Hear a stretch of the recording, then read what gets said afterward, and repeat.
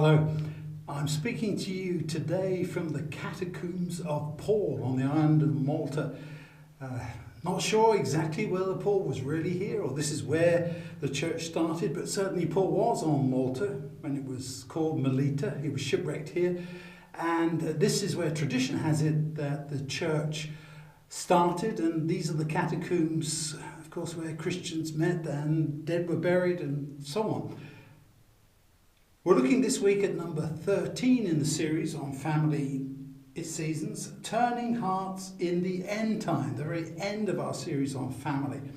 And I'm thinking about the Christian community worldwide ever since the time of Jesus, sometimes persecuted, sometimes having real problems, fighting to stay alive, other times the dominant power with all the problems that come with that too.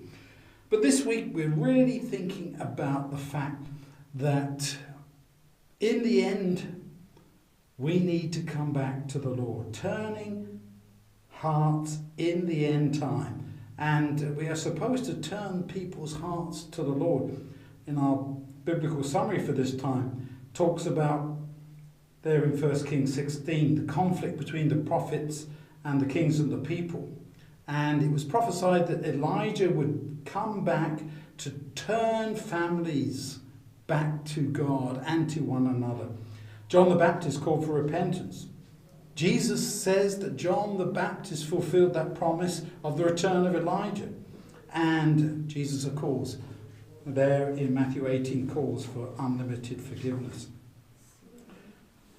Jesus told the story of the prodigal son, one of my favourites, to describe what it really is like to come back to God, to recognise that you're wrong, you're in the pig pen, and you need to come back to your loving Father. And when you come back, of course, the Father doesn't say, go away. He says, welcome back.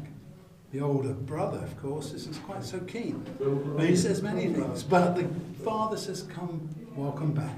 I'm glad to have you home. And that's what we need to be doing here in the end times, turning families back to one another and to our loving Lord. May God bless you in your family as you do just that.